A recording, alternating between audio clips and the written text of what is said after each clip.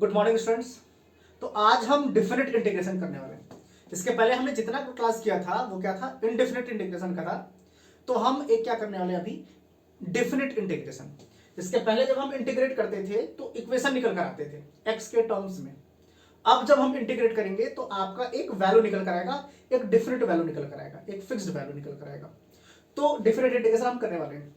तो अभी क्या है कि एक और डिफिनिट इंटीग्रेशन में एक और टॉपिक होता है, integration as a limit of a sum. तो वो मैं क्या करने वाला हूं, अगले वीडियो में 2-3 वीडियो में डालने वाला हूं। अभी हम क्या करने वाले हैं, डिफिनिट इंटीग्रेशन के जो कुछ प्रॉपर्टीज होते हैं उस प्रॉपर्टीज के बारे में हम समझेंगे। तो पहली प्रॉपर्टी देखिए, पहली प्रॉपर्टी क्या होती है। पहली property, integral of a to a f of x dx. ये आपको इंटीग्रेशन करना है, इसका इंटीग्रेशन करना है। और जो आप लोगों को इंटरवल दे रखा है, लोअर लिमिट ए दे रखा है और अपर लिमिट भी ए दे रखा है। तो जब भी इस टाइप का इंटीग्रल होगा, जब लोअर लिमिट और अपर लिमिट सेम है, तो इसका इंटीग्रल क्या होता है, जीरो होता है। ये प्रॉपर्टी बने। अब इसका जीरो क्यों होता है, ध्यान से देखिए। मान लेते हैं कि एफ ऑफ एक्स को हमने इंटीग्रेट किया और एफ ऑफ एक्स का इंटीग्रेशन जी ऑफ एक्स आ गया, जी ऑफ एक्स आ गया, ठीक है, प्लस सी, ये आगे इसका इंटीग्रेशन। लोअर लिमिट ए है और अपर लिमिट क्या है, ए है। इंटीग्रेट करने के बाद हमें क्या करना होता है, अपर लिमिट की वैल्यू जहां जहां एक्स है वहां पर रखनी होती है, उसके बाद माइनस साइन आता है, फिर लोअर लिमिट की वैल्यू रखते हैं, जहां जहां एक्स है वहां पर लोअर लिमिट की वैल्यू रखेंगे।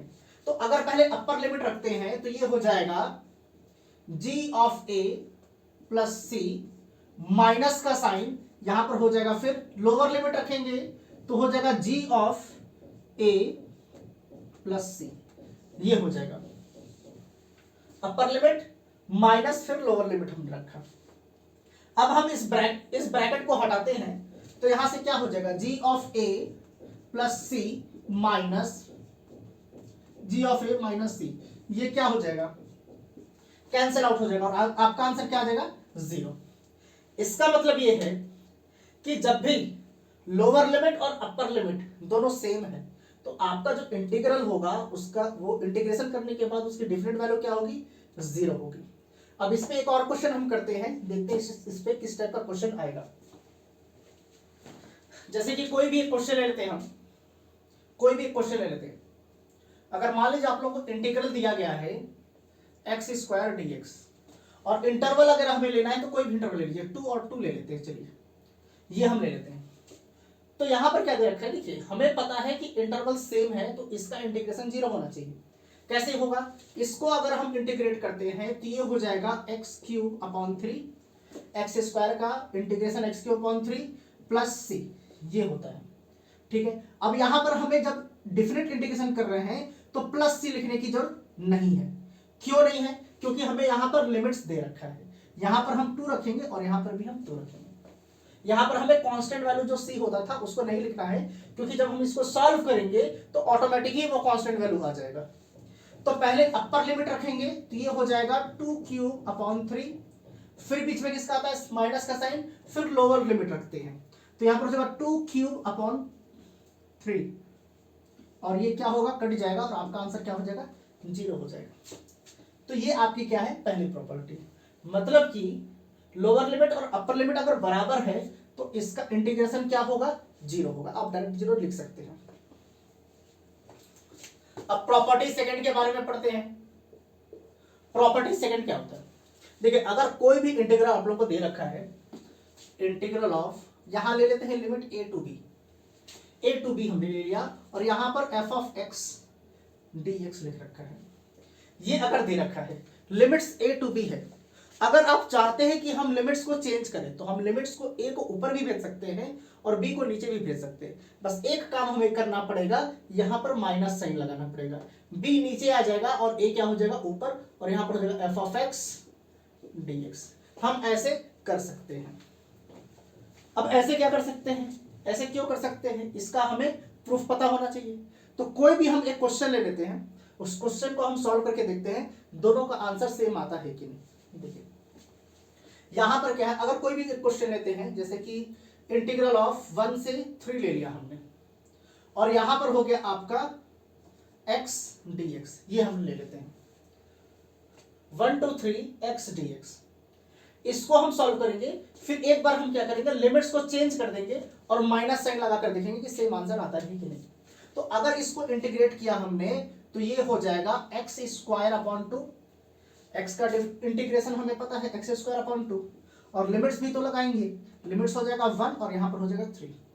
ठीक इसी तरीके से अगर यहां पर करते हैं तो यहां पर हो जाएगा 3 और यहां पर हो जाएगा 1 और एक माइनस साइन हमें लगाना पड़ेगा। जब हम इंटरवल्स को चेंज करते हैं तो माइनस साइन हम लगाते हैं। और यहां पर क्या है x dx, ठीक है। अब इसका इंटीग्रेशन करके देखते हैं, ये हो जाएगा एक्स स्क्वायर अपॉन 2, अपर लिमिट क्या है 1, लोअर लिमिट क्या है 3, ठीक है। अब लिमिट्स की भी तो वैल्यू हमें रखनी पड़ेगी, रख देते हैं यहां पर। सबसे पहले अपर लिमिट रखेंगे तो हो जाएगा 3 स्क्वायर अपॉन 2 माइनस, अब लोअर लिमिट रखेंगे तो ये हो जाएगा 1 स्क्वायर अपॉन 2, ये हो जाएगा 1 स्क्वायर अपॉन 2, ये हो जाएगा। ठीक, यहां पर करेंगे, अच्छा यहां पर माइनस साइन था तो यहां पर माइनस लगाना पड़ेगा, माइनस नहीं भूलना है। अब हमें यहां पर क्या करना है, अपर लिमिट रखना है तो ये हो जाएगा 1 स्क्वायर अपॉन 2 माइनस, बीच में किसका साइन आता है माइनस का, फिर x के जगह पर हम क्या रखेंगे 3 रखेंगे तो ये हो जाएगा 3 स्क्वायर अपॉन 2, ये हो जाएगा। यहां से इसको सॉल्व करते हैं तो देखिए यहां पर डिनोमिनेटर तो सेम है, डिनोमिनेटर अगर सेम है तो न्यूमरेटर को हम डायरेक्ट सॉल्व कर सकते हैं। तो 3 स्क्वायर कितना होता है 9 और यहां पर क्या है 1 है, तो 9 माइनस 1 कितना हो जाएगा 8, यहां पर हो जाएगा 8 अपॉन डिनोमिनेटर में 2 और ये किसके बराबर हो जाएगा 4 के बराबर। मतलब कि ये तो आपका 4 आ गया, इसको भी सॉल्व करने से 4 आना चाहिए, करते हैं सॉल्व। माइनस, देखिए यहां पर भी क्या है डिनोमिनेटर सेम है तो न्यूमरेटर को हम डायरेक्ट सॉल्व कर सकते हैं। तो 1 का स्क्वायर 1 होता है और 3 का स्क्वायर कितना होता है 9, तो 1 माइनस 9 कितना होता है -8, तो यहां पर हो जाएगा -8 अपॉन 2 और ये 2 कट जाएगा, ये हो गया माइनस माइनस क्या हो जाएगा प्लस, और यहां से आपका आंसर हो जाएगा 4। देखिए यहां पर भी 4 है, यहां पर भी 4 है, तो हम ऐसा कर सकते हैं। और ये आपका क्या होता है प्रॉपर्टी 2, ये ध्यान रखना है जब भी हम लिमिट्स को चेंज कर रहे हैं तो यहां पर क्या लगाना है माइनस से लगाना है। प्रॉपर्टी 3 के बारे में देखते हैं, थर्ड प्रॉपर्टी के बारे में। थर्ड प्रॉपर्टी देखिए कुछ भी नहीं है, बस क्या है कि अगर ऐसा कुछ लिखा हुआ है इंटीग्रल of a to b f of x dx, अगर ऐसा लिखा हुआ है तो ये जो होता है वो बराबर होता है a to b, limits same, सिर्फ वेरिएबल्स को हम चेंज कर देंगे, x के जगह पर y लिख सकते हैं, तो यहां पर क्या हो जाएगा f ऑफ y लिख लीजिए या फिर t लिख लीजिए, f ऑफ t, और यहां पर t लिखा, यहां पर x था तो dx, यहां पर t है तो dt, ये सेम है, दोनों चीज सेम है, सिर्फ वेरिएबल्स चेंज है, उससे कोई मतलब नहीं है। यहां पर वेरिएबल x था तो x के रेस्पेक्ट में हम इंटीग्रेट कर रहे थे, यहां पर t है तो t के रेस्पेक्ट में इंटीग्रेट करेंगे, बात तो एक ही है। तो इसको हम ऐसे लिख सकते हैं, ये आपका क्या है प्रॉपर्टी 3। अब प्रॉपर्टी 4 समझना कि प्रॉपर्टी 4 क्या होता है। प्रॉपर्टी 4 में हम क्या करेंगे कि जो आपका इंटरवल्स दिया गया है लोअर लिमिट और अपर लिमिट, उसको हम डिस्ट्रीब्यूट कर सकते हैं, एक पार्ट 2 पार्ट में कर सकते हैं, 3 पार्ट में 4 पार्ट में हम डिस्ट्रीब्यूट कर सकते हैं, वो क्वेश्चन के हिसाब से हम करेंगे। अब कैसे डिस्ट्रीब्यूट करना है देखिए, प्रॉपर्टी 4, अगर ऐसा कुछ लिख रखा है a to b f of x dx, ऐसा कुछ लिख रखा है तो इसको हम लिख सकते हैं a to c f of x dx plus, बीच में किसका साइन आएगा प्लस का साइन आएगा, और यहां पर हो जाएगा a टू, सॉरी यहां पर c था तो यहां पर हो जाएगा c टू b, ये हो जाएगा आपका a टू b था तो a टू c हुआ और c टू b, यहां पर b लिख देते हैं, और यहां पर क्या हो जाएगा f ऑफ x dx, ये हो जाएगा। लेकिन ये c है क्या, c जो है वो जो इंटरवल है a टू b, इसके बीच का कोई वैल्यू है, a टू b के बीच का कोई भी वैल्यू है, हम कह सकते हैं कि c जो है वो हमेशा बड़ा होगा ए से और हमेशा छोटा होगा बी से। हम ये कह सकते हैं सी जो होगा हमेशा ए से बड़ा होना चाहिए और बी से क्या होना चाहिए, छोटा होना चाहिए। और आप ऐसे लिख सकते हैं जो सी है, सी बिलोंग्स टू, सी जो है बिलोंग्स टू, किससे बिलोंग करता है, ए टू बी। मतलब सी जो है वो ए और बी के बीच का कोई वैल्यू होना चाहिए, ए भी हो सकता है और बी भी हो सकता है। और अगर ए हो सकता है और बी भी हो सकता है तो यहां पर इज इक्वल टू भी लगा लीजिए आप लोग। ए भी हो सकता है, बी भी हो सकता है, ए और बी के बीच का कोई भी वैल्यू हो सकता है। एक क्वेश्चन ले लेते हैं इसके ऊपर। एक क्वेश्चन दिया हुआ है, इंटीग्रेशन ऑफ -1 to 5 3x + 2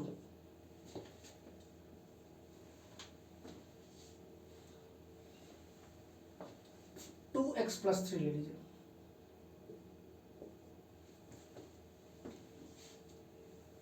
ठीक है, ये दे रखा है। ठीक है, अगर ये है तो हमें पता है कि हम इस इंटरवल को डिस्ट्रीब्यूट कर सकते हैं। तो डिस्ट्रीब्यूट कर हम क्या करेंगे, हम लेफ्ट हैंड साइड को भी सॉल्व करेंगे और राइट हैंड साइड को भी सॉल्व करेंगे और देखेंगे कि दोनों बराबर आता है कि नहीं। देखिए ध्यान से, अगर इसको हम डिस्ट्रीब्यूट करते हैं, मान लेते हैं कि -1 से 3 ले लेते हैं। -1 से हमने क्या ले लिया, 3 का इंटरवल ले लिया। आप 2 का भी ले सकते हैं, 4 का, 5 का, कुछ ले सकते हैं आप लोग।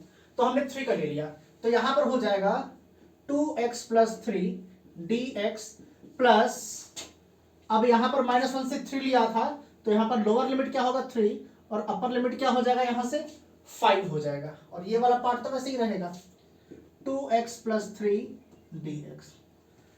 अब हमें क्या करना है, लेफ्ट हैंड साइड को सॉल्व करेंगे, राइट हैंड साइड को भी सॉल्व करेंगे, दोनों का आंसर सेम आना चाहिए। अगर सेम आता है तो हम ऐसा कर सकते हैं। ठीक है, 2x अगर इसको हम इंटीग्रेट करते हैं, 2 कांस्टेंट वैल्यू है, x का इंटीग्रेशन हो जाएगा x² 2 और 3 का इंटीग्रेशन हो जाएगा 3x।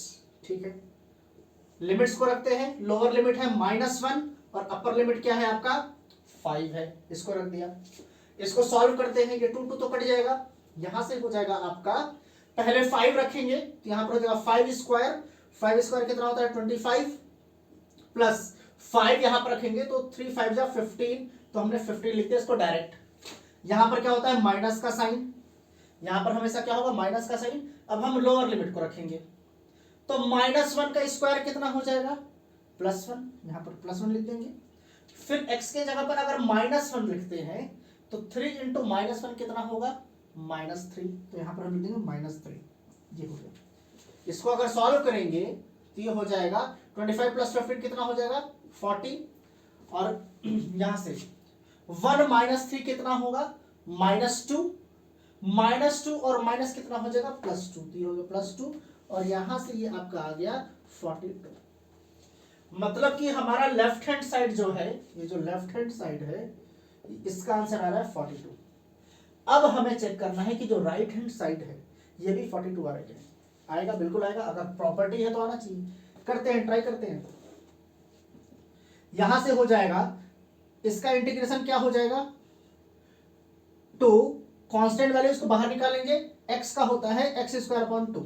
ठीक है, 3 का होता है 3x, लिमिट्स रख दिया -1 to 3। ठीक है, यहां पर भी तो सेम ही होगा, यहां पर हो जाएगा 2x² 2 प्लस 3x, ये हो गया, और लिमिट हो जाएगा 3 to 5, ये हो गया। अब लिमिट्स रखते हैं इसके अंदर, लिमिट्स अगर रखा तो पहले यहां पर 3 रखेंगे, पहले ये 2 तो कट जाएगा, 2 को काट दीजिए यहां से। ठीक है, अब 3 यहां पर रखा तो हो जाएगा 3² कितना होता है 9 प्लस, यहां पर 3 रखा तो 3 × 3 9 हो जाएगा, तो यहां पर हमने 9 रख दिया। यहां पर माइनस का साइन आता है, अब हम लोअर लिमिट रखेंगे तो -1 का स्क्वायर कितना हो जाएगा +1, और इस x के जगह पर अगर हम -1 रखते हैं तो 3 × -1 कितना होगा -3, ये हो जाएगा -3, ये हो गया। प्लस यहां पर सबसे पहले क्या रखेंगे 5 रखेंगे, ये हो जाएगा 5² कितना हो गया 25, ये हो गया 25। यहां पर रखेंगे 5 तो कितना हो जाएगा 5 × 3 15, तो यहां पर हो जाएगा +15 माइनस उसके बाद क्या आता है माइनस का साइन, ब्रैकेट, यहां पर 3 रखेंगे तो हो जाएगा 3 स्क्वायर 9 प्लस, अब यहां पर 3 रखेंगे तो ये हो जाएगा 9, ये हो गया आपका। अब सॉल्व कर लेते हैं, ये हो जाएगा 18, ये हो जाएगा 1 माइनस 3 कितना होता है -2 into minus plus 2 plus 25 into 15 40, 9 plus 9 18, ये हो जाएगा -18, ये हो गया। ठीक है, ये कितना हो जाएगा 18 प्लस 2 20, और 40 में से 18 को माइनस करेंगे कितना हो जाएगा 22, यहां से हो गया आपका 42। देखिए ये आंसर और ये आंसर दोनों सेम आ रहा है। तो अब आप लोग सोच रहे होंगे कि जब ऐसा ही आ गया तो इसको हम ऐसे क्यों कर रहे हैं। ऐसा इसलिए कर रहे हैं क्योंकि कभी कभी क्या होता है, कुछ फंक्शंस ऐसे होंगे जिनको हमें इंटरवल्स में डिस्ट्रीब्यूट करना पड़ेगा, वरना उस इंटरवल में वो डिफाइंड ही नहीं होते। अभी हम जैसे ट्रिग्नोमेट्री लेंगे या फिर और भी लॉगरिथमिक फंक्शन लेंगे, तो वहां पर हमें क्या करना पड़ेगा, इंटरवल्स को हम डिस्ट्रीब्यूट करेंगे, क्योंकि बाकी इंटरवल्स में डिफाइंड होते नहीं, इसलिए हमें वहां पर इंटरवल्स को डिस्ट्रीब्यूट करना ही पड़ेगा। इसलिए अभी क्या है, अभी हम सिंपल क्वेश्चंस कर रहे हैं, तो बस इतना पता होना चाहिए कि हम इंटरवल्स को डिस्ट्रीब्यूट कर सकते हैं। ठीक है, इंटरवल्स को डिस्ट्रीब्यूट किया, उससे आंसर क्या होता है, सेम आता है। मतलब ये प्रॉपर्टी 4 है, ऐसा हम कर सकते हैं। प्रॉपर्टी फिफ्थ क्या है कि अगर ऐसा कुछ लिखा हुआ है a टू b और यहां पर है f ऑफ x dx, ऐसा कुछ है, तो लोअर लिमिट आपका क्या है a और अपर लिमिट क्या है b, तो इसको हम लिख सकते हैं ऐसे a टू b, लिमिट्स वैसे ही रहेगा, लोअर लिमिट अपर लिमिट वैसे ही रहेगा, सिर्फ यहां पर x के जगह पर यहां पर हम लिख सकते हैं a plus b minus x, ये b है, a plus b minus x dx, हम ऐसे लिख सकते हैं, इसके जगह पर हम ऐसे लिख सकते हैं। कुछ कुछ क्वेश्चंस ऐसे होंगे कि हमें ये करना ही पड़ेगा, तो वो क्वेश्चंस तो हम बाद में करेंगे, पहले हम समझते हैं कि ऐसा हम क्यों कर सकते हैं, ये दोनों इक्वल क्यों है। अगर हम ये लिखा हुआ है तो हमने क्या किया, लोअर लिमिट और अपर लिमिट को प्लस किया और यहां पर जो x है उसको यहीं पर माइनस कर दिया है, तो क्या ये इसके बराबर है कि नहीं। देखिए ध्यान से, ये राइट हैंड साइड है, हम राइट हैंड साइड ले लेते हैं, राइट हैंड साइड। अब राइट हैंड साइड को हम क्या करेंगे, इसके बराबर प्रूफ करेंगे, तो यहां पर हमें क्या करना है, यहां पर हमें करना है a plus b minus x को t मान लेंगे हम, यहां पर let a plus b minus x is equal to t, इसको हमने t मान लिया। ठीक है, अगर t माना है तो t मानने के बाद इसको क्या करना पड़ेगा, डिफरेंशिएट करना पड़ेगा, करते हैं डिफरेंशिएट, तो ये हो जाएगा माइनस x का तो 1 होता है 1, और यहां पर dt अपॉन dx हो जाएगा, dx इधर आ जाएगा, ये हो जाएगा dt, ये हो गया। इसका मतलब dx is equal to minus dt, dx के जगह पर हम क्या रख सकते हैं, माइनस dt रख सकते हैं, ये dx जो है इस dx के जगह पर हम माइनस dt रख सकते हैं। ठीक है, अब पता चल गया, देखिए यहां से पता चल गया कि dx के जगह पर हम माइनस dt रख सकते हैं। ठीक है, रख सकते हैं। अब एक चीज आप लोग को ध्यान रखना है कि जब भी हम लेट करते हैं, जब भी हमने लेट किया है, फंक्शन को हमने लेट किया है, तो इसके लिमिट्स भी चेंज होंगे, इसके लिमिट्स भी क्या होंगे, इसके लिमिट्स भी चेंज होंगे, लिमिट्स को हम वैसे ही नहीं छोड़ सकते हैं, लिमिट्स भी चेंज होंगे। ठीक है, लिमिट्स चेंज होंगे, तो यहां पर क्या हो रहा है, x की वैल्यू पहले a है, लोअर लिमिट में x की वैल्यू क्या है, a है, और x की वैल्यू अपर लिमिट में क्या है, b है, तो हम यहां लिख देंगे, लिख सकते हैं as x tends to a, जैसे ही x जो है a के तरफ टेंड कर रहा है, a के तरफ टेंड कर रहा है, x जो है a के तरफ टेंड कर रहा है, t टेंड्स टू, x की वैल्यू अगर हम a रखते हैं, x की वैल्यू a रखते हैं यहां पर, तो ये a हो जाएगा, a माइनस a क्या होगा, कट जाएगा, और t जो होगा वो b के बराबर आ जाएगा। इसका मतलब अगर x की वैल्यू a हो रही है तो t की वैल्यू क्या होगी, t की वैल्यू b होगी। इसका मतलब अब a के जगह पर हमें क्या लिखना पड़ेगा, b लिखना पड़ेगा, क्यों? क्योंकि अब a plus b minus x के जगह पर हम t यूज कर रहे हैं, तो हमें इसको देखकर इंटरवल्स को यूज करना पड़ेगा। ठीक है, as x tends to, upper limit क्या है b। अब अगर इसको हमने t माना था, तो अगर x की वैल्यू b है तो यहां पर हम b रखेंगे, तो ये b और ये माइनस b हो जाएगा, b माइनस b क्या होगा, कट जाएगा, और t जो होगा t की वैल्यू a हो जाएगी। तो यहां पर हम लिख देंगे t टेंड्स टू a, मतलब कि अगर x की वैल्यू b हो रही है तो t की वैल्यू a होगी। अब हम यहां पर इसको प्लॉट कर सकते हैं। ठीक है, अब लोअर लिमिट यहां से क्या हो गया था, b, और अपर लिमिट क्या हो गया था, a, ये हो गया था। ठीक है, f of a plus b minus x को हमने क्या लिया था, a plus b minus x को हमने t लिया था, तो हम यहां पर t लिख देते हैं, और dx के जगह पर हम क्या लिख सकते हैं, dx के जगह पर माइनस dt, तो हम यहां लिख देंगे माइनस dt, हम ये लिख दिए। ठीक है, अब हमें पता है कि ये तो चले इसको इंटीग्रेट करना है, ठीक है, करेंगे। अब हमें पता है कि अगर हम लिमिट्स को इंटरचेंज करते हैं तो एक हम माइनस साइन लगा सकते हैं बाहर, लिमिट्स को अगर हमने इंटरचेंज किया, तो चलिए इंटरचेंज करते हैं। क्यों? क्योंकि यही तो हमें प्रूफ करना है, लिमिट्स तो हमें नीचे चाहिए, तो a को हम नीचे भेजेंगे, ये हो जाएगा a और यहां पर हो जाएगा b, ये हो जाएगा f of t minus dt, ये हो जाएगा, इंटरवल्स को चेंज किया तो माइनस साइन। अब हमें पता है माइनस और माइनस क्या हो जाएगा, प्लस हो जाएगा, तो यहां से हो गया आपका a टू b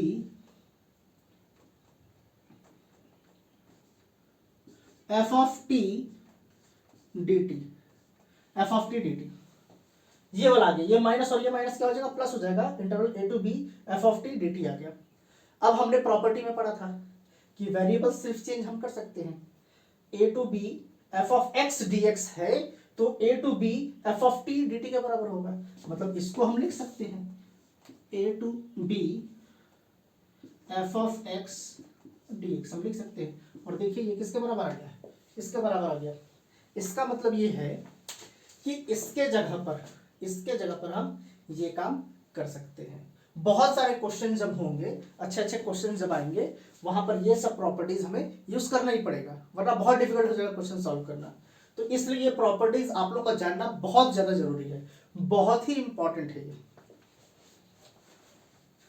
ठीक इसी से जो प्रॉपर्टी आपका फिफ्थ था, प्रॉपर्टी 5, उसी से मिलता जुलता प्रॉपर्टी 6 है, प्रॉपर्टी 6। अब प्रॉपर्टी 6 क्या है कि लोअर लिमिट 0 है, अपर लिमिट a है, और यहां पर है f ऑफ x dx, ये, तो यहां पर भी हम सेम उसी की तरह यूज कर सकते हैं, इसको हम लिख सकते हैं लिमिट 0 टू a। देखिए लिमिट्स तो वैसे का वैसे ही रहेगा, लिमिट्स हटाना नहीं है, बस इस x के जगह पर हम लिख सकते हैं, अच्छा 0 प्लस a कितना होता है, a ही होता है, तो हम यहां a माइनस एक्स dx हम लिख सकते हैं। इसके पहले यहां a होता था, यहां पर b होता था, तो a plus b minus x हम लिख देते थे। अब यहां पर 0 है तो 0 प्लस a ही होगा, तो a माइनस एक्स dx हम लिख सकते हैं। तो ये क्या है आपकी प्रॉपर्टी 6। प्रॉपर्टी 7 के बारे में बात करें, देखिए प्रॉपर्टी 7 जो होता है, अगर इसका ट्वाइस कर देते हैं यहां पर 0 टू 2a, अगर यहां पर ट्वाइस है और यहां पर f ऑफ x dx है, तो इसको हम क्या लिख सकते हैं, इसको हम एक्सपैंड कर कर लिख सकते हैं, यहां से हो जाएगा 0 टू a, इसको हम डिस्ट्रीब्यूट कर देंगे a में, तो ये हो जाएगा 0 टू a, और यहां पर एक बार f ऑफ x dx आपको लिखना है, प्लस फिर प्लस का साइन आता है, फिर से यही लिमिट लिखना है 0 टू a, और यहां पर लिखना है f of 2a minus x dx, इस तरीके से लिखना है। ये आपकी क्या है, 7th प्रॉपर्टी है। 0 to 2a f of x dx अगर है तो इसको हम इस तरीके से लिख सकते हैं।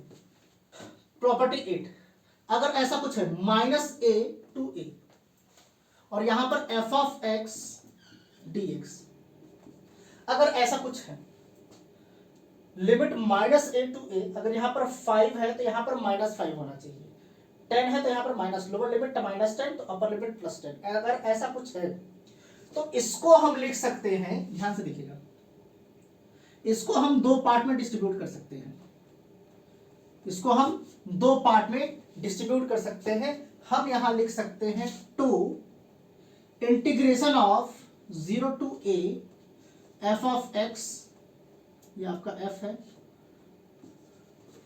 dx हम ऐसे लिख सकते हैं two f of x dx, या फिर एक हो जाएगा 0, ऐसा लिख सकते हैं। लेकिन इसका भी टर्म्स एंड कंडीशन है कि हम ऐसे कब लिख सकते हैं। ऐसे हम तब लिख सकते हैं जब f ऑफ x आपका इवन फंक्शन है, when f of x is even function, even function।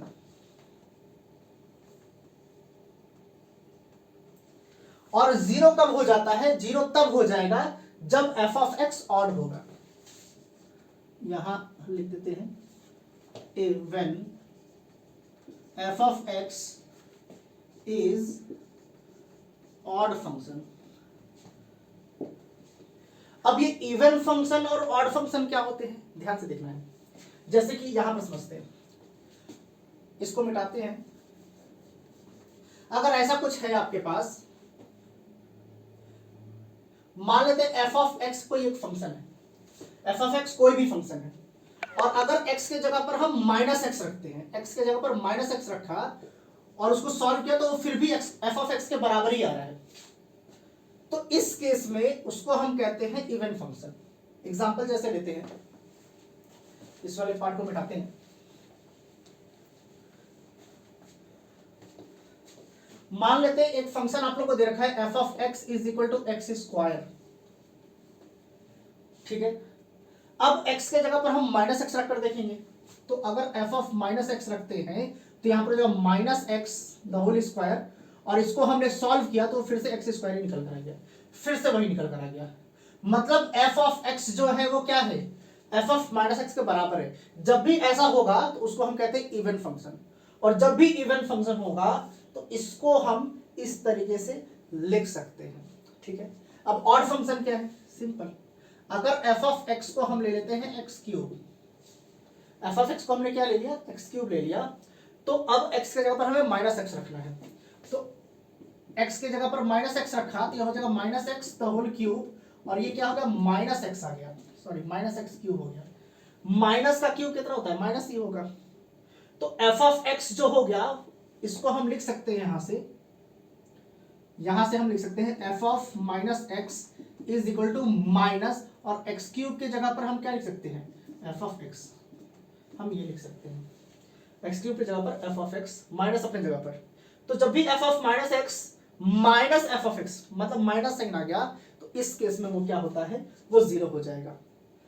और आप डायरेक्ट वहां पर लिख सकते हैं कि f of x is odd function, hence उसका इंटीग्रल क्या हो जाएगा, वो इंटीग्रल 0 हो जाएगा। तो यहां पर हम डायरेक्ट कर सकते हैं। अब क्या है कि नेक्स्ट क्लास में हम क्या करेंगे, प्रॉपर्टी 5, प्रॉपर्टी 6, प्रॉपर्टी 7, मतलब कि 1 2 3 जितनी भी प्रॉपर्टीज है उन सब के ऊपर ज्यादा से ज्यादा क्वेश्चंस करेंगे और वैरायटी ऑफ क्वेश्चंस करेंगे। देखेंगे कैसे क्वेश्चंस होने हैं, अच्छे अच्छे क्वेश्चंस करेंगे, बहुत ज्यादा क्वेश्चंस करने वाले हैं। इसलिए आप लोग को पहले तो ये प्रॉपर्टीज अच्छे से समझना है।